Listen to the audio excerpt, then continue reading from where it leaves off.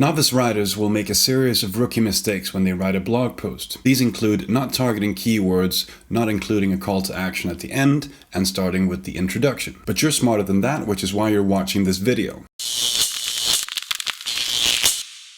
Some marketing experts want to make blog writing out to be a complicated matter, but that's because they want to justify their inflated salaries and protect their fragile egos. I'm here to call bullshit and tell you why that's not the case. The first thing you should do before you write a blog post is to choose one keyword that you want to try to rank for. This is going to be the main focus of your blog post. You can use a tool like Answer the Public, which will give you a long list of popular key phrases, which also happens to be questions that people ask Google. For the purpose of this video, we're going to go with whatever Answer the Public suggests, which is chocolate. Now, if you search for that, you'll see that there's a bunch of different options to choose from, so we'll go with how chocolate is made. Next, we'll head over to Google where we type in that exact key phrase to see what comes up. You'll see all the articles that currently rank on the front page of Google for that exact key phrase, and we're going to get back to those in just a moment. But first, we're going to scroll down to the bottom of the results page where you'll see a list of related search terms. Some of them might be relevant to the blog post we're about to write, such as chocolate recipe and chocolate history. Let's make a note of those. However, these related search terms might not be enough for the blog post we're about to write, which is why I recommend you install Keywords Everywhere. It's a free Google Chrome extension you can install, and every time you perform a search like we just did, it's going to provide you with a long list of extra keywords that you can incorporate into your writing. Pick a handful of secondary keywords, open up a Google Doc, and let's get started.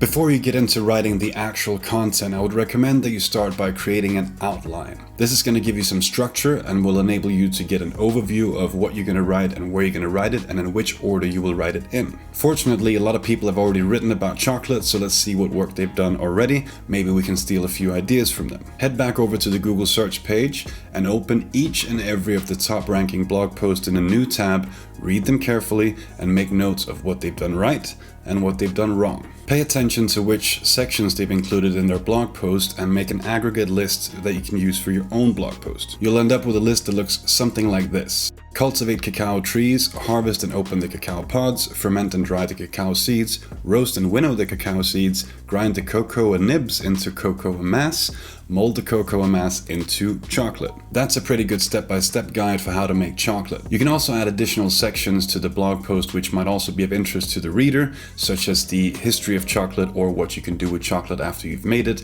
apart from obviously eating it. How many sections you'll have in your blog post will depend on the word count or how long you plan on making it. Your blog post can obviously be as long or as detailed as you want, but just bear in mind that you're writing an article and not a book.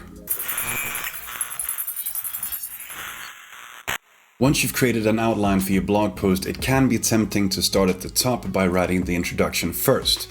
Don't do that. The reason why you shouldn't write the introduction first is as you write the actual content of the blog post, you might decide to change some sections around. You might add something, you might remove something, and that means you'll then have to go back to the beginning at the introduction and change that accordingly, which is a waste of time. I can't tell you what to write in the body of the article because I'm not a mind reader and I don't know what you want to write about. It's probably not about chocolate, but what I can tell you is that you shouldn't treat it like a school paper or a newspaper article. Writing a blog article is a bit different than writing a term paper because people consume it in different ways. A rookie mistake many writers make is to write long blocks of text.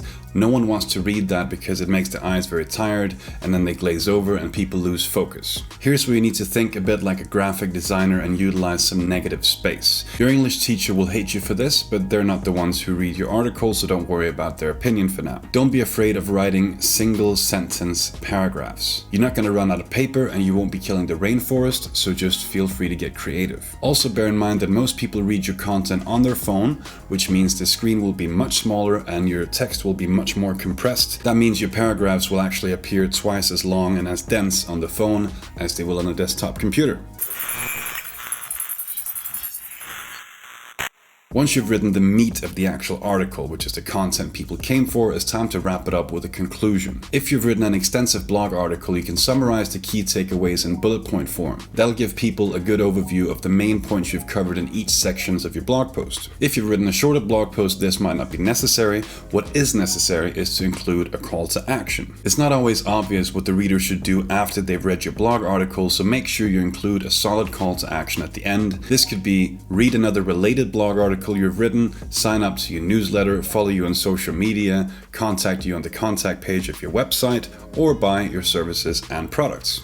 A few clients I've worked with don't like if I use the word conclusion in the subheading of the conclusion section. Obviously, I'm not going to argue with them, but I will say this. There's a very well-known marketer called Neil Patel. He uses the word conclusion in his conclusion subheading frequently, and he makes a lot of money.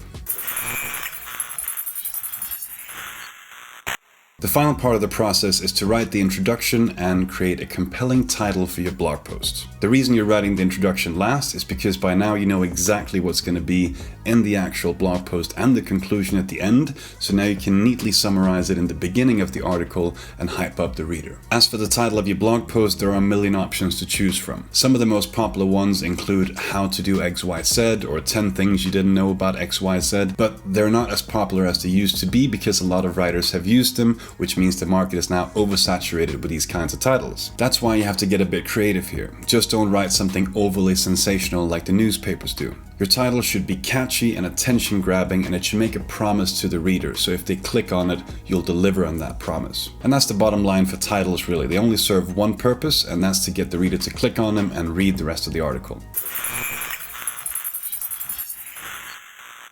In conclusion, as you can see, writing a blog post is not rocket science. It's also perfectly fine to say in conclusion because we are concluding. Here are the key takeaways to keep in mind. Start with keyword research so you can rank in search results, create an outline so you have some structure to your writing, write the body first and be liberal when you space out paragraphs, always include a call to action in your conclusion, and use the title and introduction to get the reader excited about your blog post.